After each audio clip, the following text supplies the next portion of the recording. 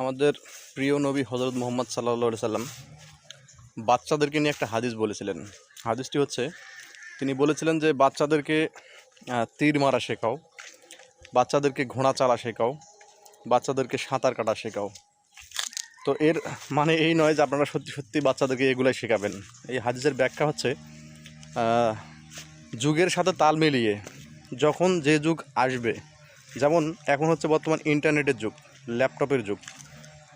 এখন তাহলে অবশ্যই বাচ্চাদেরকে ইন্টারনেট শেখাতে হবে, ল্যাপটপ শেখাতে হবে, কম্পিউটার শেখাতে হবে। আপনার বাচ্চাকে অবশ্যই পাইলট বানাবেন, বাচ্চাকে অবশ্যই ডাক্তার বানাবেন, আপনার বাচ্চাকে অবশ্যই ইঞ্জিনিয়ার বানাবেন। যুগের সাথে তাল মিলিয়ে যখন যে যুগ আসবে ঠিক সেইভাবেই বাচ্চাদেরকে মানুষ করতে বলেছেন আমাদের প্রিয় নবী।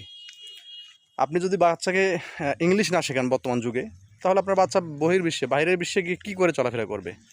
তার তো কষ্ট হবে। সেজন্য বাচ্চাকে ইংলিশ শেখাতে হবে।